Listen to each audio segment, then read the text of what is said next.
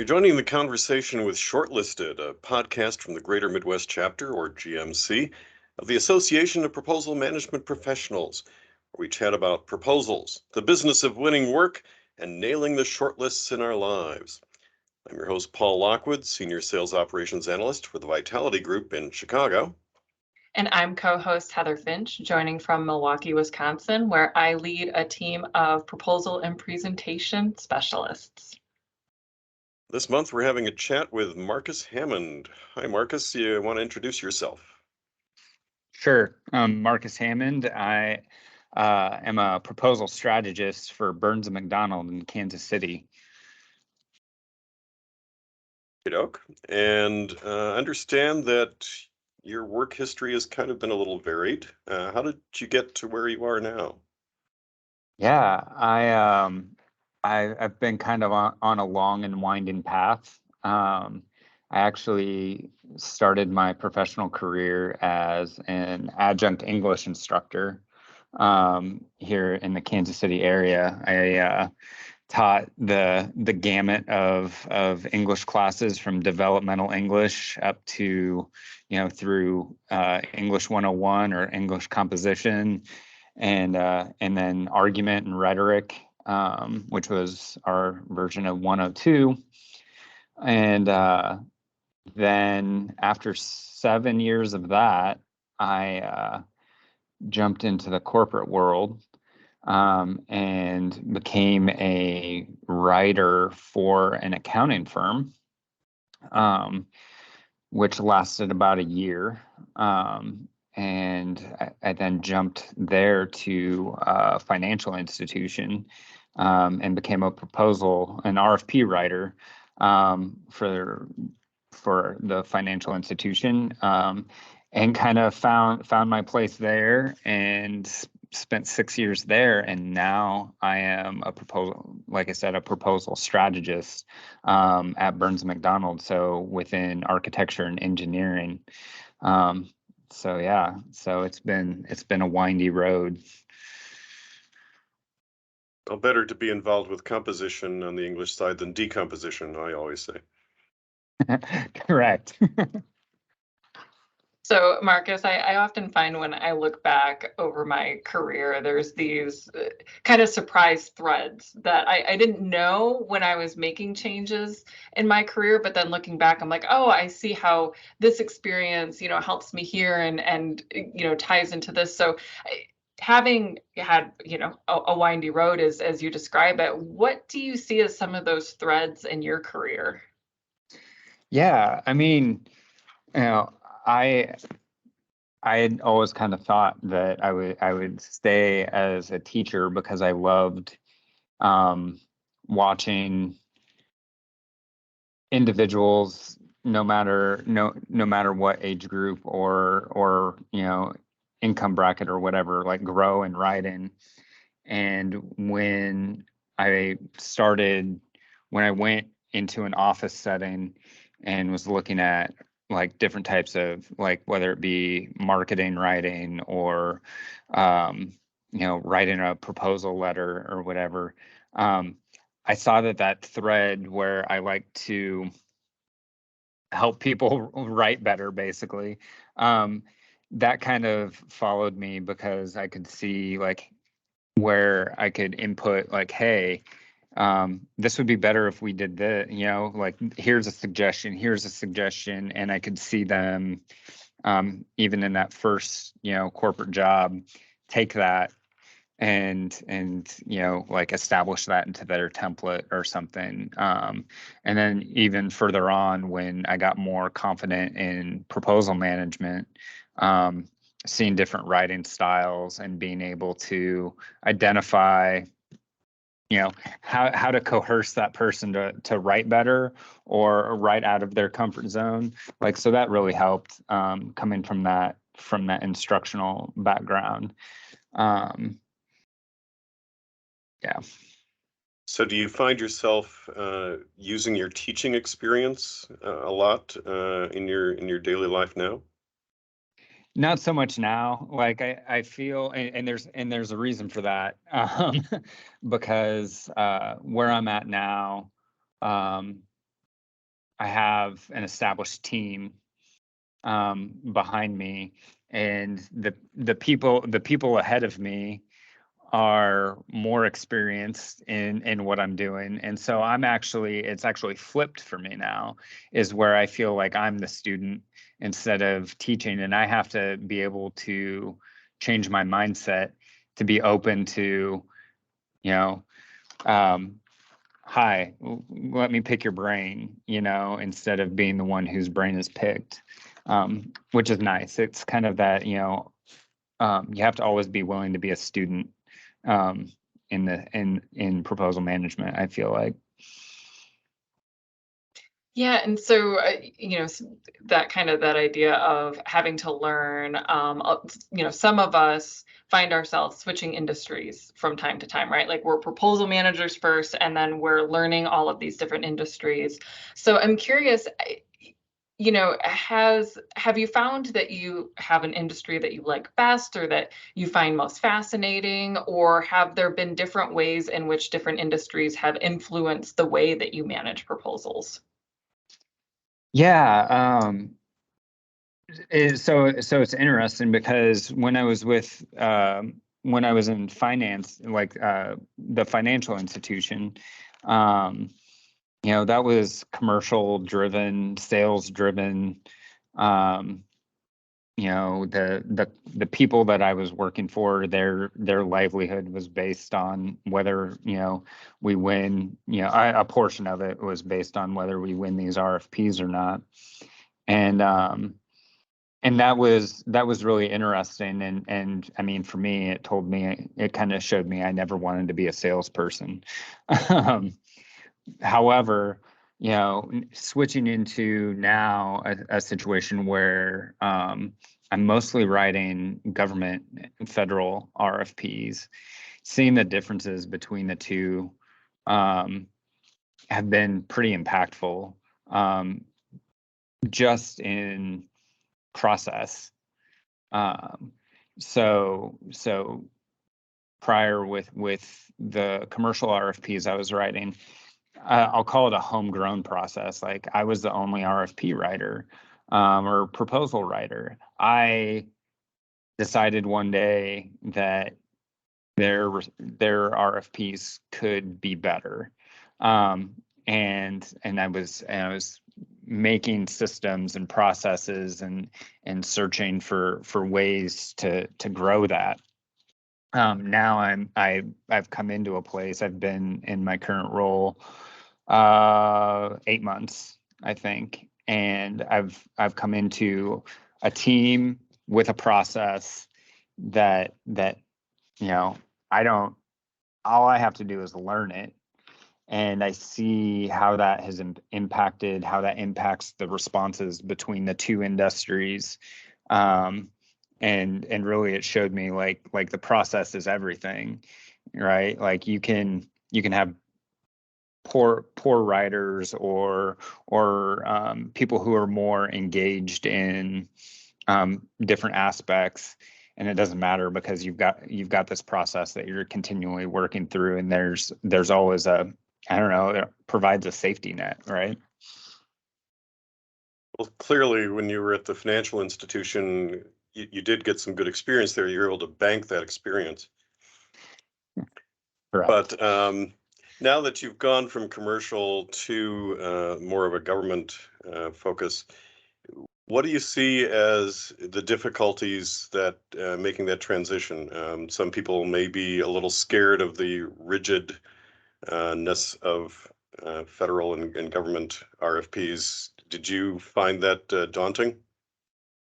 Yeah, to be honest, yes. Like, I came in to this situation on kind of on the coattails of I know how to manage a proposal. Like maybe I don't know like all the processes, but I at least know, what needs to be built. I know how to communicate with stakeholders, and so I had that. And then here I am sitting and I'm looking at these rigid forms, and you can't go outside of this, and they're scored, a specific way. It's like, here's 5 categories that this is going to get scored on. We have to answer all 5. Where prior, I was following this RFP that was written by an accounts payable person. So they were more open-ended, and maybe more technical, given that the difference in what we're selling, right? Technical in different ways.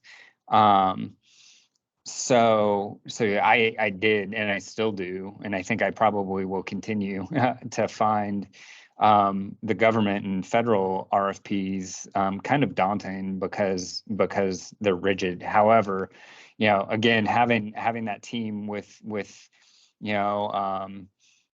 10, 15, 20 years of experience in it can say, take a deep breath, like, what you're doing. There's people here, to help you. You don't have to write this anymore. Like, we have people for that, like, so it takes away some of that dauntingness to know that there's support, and there's,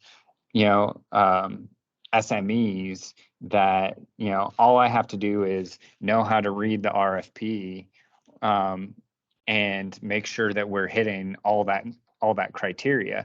That makes it a little less daunting when I have that narrowed responsibility, I guess. Cool. All right. We are going to move on to our second segment here, which is the best thing that happened to you this month. And to give you an idea of how that works, Heather, what was the best thing that happened to you this month? Well, I would say that it was just this week. One of my mentors, who is quite on the other side of the country from me, happened to be vacationing in the area, and asked if I wanted to get lunch. Where she was vacationing is up in Green Bay, which I had never been to before. And as somebody that's lived in Wisconsin for 10 years, I said, I got to go up there. I got to take this opportunity. So I had myself a little mini adventure. And there is this amusement park right on the water that is incredible. It's such an incredible thing for the community, where you can buy tickets. Tickets are $0.25 a piece, and each ride costs between 1 and 4 tickets. So I rode a roller coaster for one whole dollar. It was fantastic. I had so much fun. We talk a lot about burnout and mental health on the podcast, and I realized my brain had been getting dangerously close to short circuiting, and just having a little bit of time to myself and having some fun has been absolutely just so beneficial in restoring how I feel in the day to day. So it was a fantastic day, and got to actually meet my mentor in person. So that was fantastic. Well, in Green Bay, it sounds like you packered a lot into that day. All right, moving on. What was your best thing that happened to you this month, Marcus? Well, mine is kind of on the personal experience side of things, but still within kind of what Heather was talking about with burnout. I have consistently tried to find new ways to combat burnout, and a few months ago, I decided that I was going to take up painting, and I kind of started in on this, and I'll paint something, and I'll throw it into a bin, and there's this whole bin in my house of paintings. And I came home a couple weeks ago, and I noticed that the bin of paintings was empty, and I was kind of shocked, and I was worried that my wife had let somebody see them. And I walked into our bedroom, and they were hung up all around the wall. So my wife and my kid had decided to make an art gallery out of the stuff that I was painting. And my son looked at me and he said, "Dad, I told Mom that your paintings needed to be up in this room because they're just so amazing." And that gave me the warm and fuzzies a little bit to have my 8-year-old son appreciate my budding artistic talent. So Cool. Well, clearly, that must have been very special. Best thing that happened in the past month was when I was asked to substitute as a judge for our county fair's junior and senior talent contests. Now, the juniors were those 14 and younger, and the seniors were those 15 to 21. 9 contestants in each of the 2 contests. I had a detailed scoring form I had to fill out for each contestant, plus a separate piece of note paper to provide some comments that they could look at later. I was one of 3 judges, so the top 3, as I ranked them, wouldn't necessarily be the top 3 ultimately. But it wasn't easy to judge the kids. There are a number of talented younger and older participants, many of them singers, which is worthy of note, or at least notes. One of the junior contest participants sang "Hey Big Spender," and these were 14 and younger, so that was a song selection which may have cost her some points. Another one dressed as Moana and sang a tune from that cartoon, splashing a little water at one point from behind some scenery she'd put across the front of the stage, waves. Usually you're not supposed to make waves, but clearly her family did. In the senior contest, a 4-member rock band, including 3 siblings, drove on the highway to hell. And like the road to hell, they definitely had good intentions. Another one of the older contestants did stand-up comedy, and while I didn't laugh a lot, he did a stand-up job. And a third played the ukulele and sang an original composition, "Uke Couldn't Believe It." There was such a variety of talent on display, it may have been at the county fair, but it was a lot better than just fair. Even to someone with these elephant ears and corny jokes, but of course we're not talking about the food that I ate that night. So that was the best thing that happened to me earlier this month. Paul's always got a great story filled with puns. So next we'll move on to Dear GMC. So we've got a letter to share and a good question. And Marcus, just heads up, I'm going to have you answer first since this does have to do with changing jobs. Dear GMC, I'm not actively searching for a new job, but recruiters reach out to me all the time, and I have noticed a huge spike after I updated my LinkedIn profile to reflect my foundation level certification. Some of the jobs include attractive benefits like work from home flexibility, but salary ranges are all over the place. And I'm talking anywhere from less to what I make now to 50 grand more plus bonuses. So I have 2 questions. One, I'm struggling with defining my market value. Do you think the industry is still trying to figure out what proposal managers are worth? 2, I'm comfortable in my current position, but not opposed to change. Should I use these offers to negotiate a better situation for myself at my current job, or take the leap and try something new, possibly for greater reward? Sincerely, Sal Ari. So Marcus, what advice do you have for Sal? Well, I would say those are both really great questions. And seeing that, like, as I said, I'm new to my position and I was kind of in that exact same place. And I struggled with exactly the questions, defining market value, looking at, the proposal writer, proposal management worth and everything. And what I will say as advice is,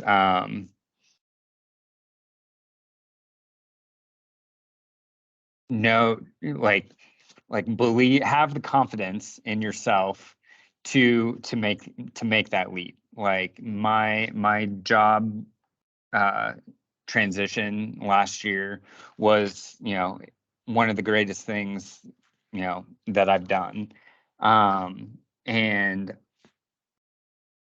I definitely had moments where I was like, maybe I should just stay here where I'm comfortable, and get paid this rate. Like when I eventually decided to make the jump, it wasn't the compensation that ended up helping me make my decision.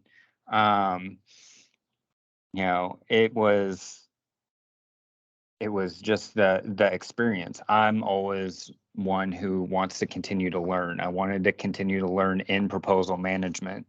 So if you have an opportunity and you feel like you've plateaued, then go out there, search, listen to the recruiters. It never hurts to hear the elevator pitch, right? When I was looking for jobs, I updated my LinkedIn page, and I worked on my certification with APMP, and I agree with all of that. Like I got more hits when all of that stuff was updated, and I just had to say, all right, like I'll listen, I'll hear about the job, I'll hear about this, and I waited, and I found the spot that was right eventually. Paul, what thoughts do you have for Sal? Okay, a couple of things. Sal, despite your name, salary is only part of it. There are a lot of different factors when you're deciding whether to take a job. I've been fortunate enough a couple of times to have 2 job offers at the same time and be able to choose. You don't always have that as an option, but it sounds like you're getting a bunch of options. So I would go along with Marcus on this, to listen to what the offers are, but also consider, weigh things appropriately. It's not always oranges to oranges. Sometimes it's apples and oranges between different positions. So is your current job giving you satisfaction? Does it have some of the perks that perhaps are more important to you now than they were when you initially started, but you've come to really appreciate those? Also, if you have the chance, look at your coworkers. Who are you working with on a day-to-day basis, and get a chance to meet the people at these new jobs, not just the person you're going to report to, but ask to meet some of the other folks that you would be working with. Because if you find yourself really liking them a lot, that, these are people that are friendly, that are going to definitely help me out, that's going to make a big difference once if you actually make the jump to that other job. But if you're in a position where you can make a choice, that you've got several recruiters going after you, listen to what they're saying, make sure that, what are the parameters. Maybe they're saying it's going to be this amount of money, but do they get a percentage of what you're going to be paid? Or is it strictly that they're being paid by somebody else? Because they may say a large number, and then you come to find out, 15, 20% of that is supposed to go to them for the first year or something. I don't even know. I don't get these calls myself so much, but those are all things that I would take into consideration. Yeah, I think you both bring a lot of really good points to the table. And I'll just add to that. So, Paul and Marcus, both of you talk about really considering the full package, right? And something that can be really helpful is, again, I'm all about mentors. If you have a mentor, if you have a trusted colleague, if you have somebody in the industry that you can go to talk through these options, that's amazing. Leverage your network, right? So ask around, what is the market like in different companies? Paul, to your point, if you can meet somebody from that company that works there that actually does the same job or a similar job, all of those can be really helpful pieces of information when you're looking to make a change. Similarly, a mentor or some, another colleague, another proposal management professional can help if you are looking to negotiate to see like, hey, what might be out there? Could I see if my employer would offer me a raise? Those are all questions that are incredibly complex, and that there's no one way to give like a blanket piece of advice for that. It's so individualized to your company, to your life, to all of those things. The first part of your question, I think, is one worth reflecting on shortly, and that's, is the industry still trying to figure out what proposal managers are worth? And I would say 100% yes. So APMP has done a lot of work towards advocating for more uniformity across, job descriptions. Like, what is a proposal writer versus a proposal manager? It's different everywhere you work, and so the salary range is going to be reflective of that as well. A couple of tools that are out there that can help. Again, it's a pretty scattered industry. It's not going to be, as Paul mentioned, always an apples to apples comparison, but there is the salary survey that is available. I believe the last one was done in 2016, maybe. So it's a little bit old. It's a good place to start just to see what the salary ranges were. APMP is working on a new survey that should be out shortly. So those are two very beneficial pieces of information that APMP offers with this kind of issue. Cool. And, you need to consider, you're going to be able to build a nest egg.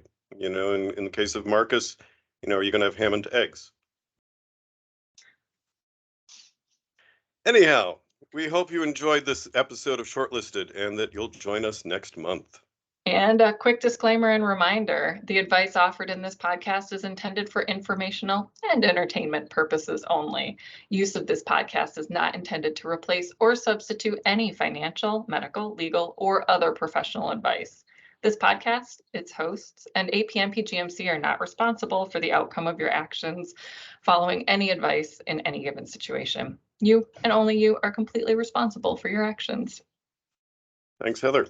If we're now on your final list of podcast favorites, we'd love to hear from you. Email our producer, Katie Stutzman, at kstutsman@gmcapmp.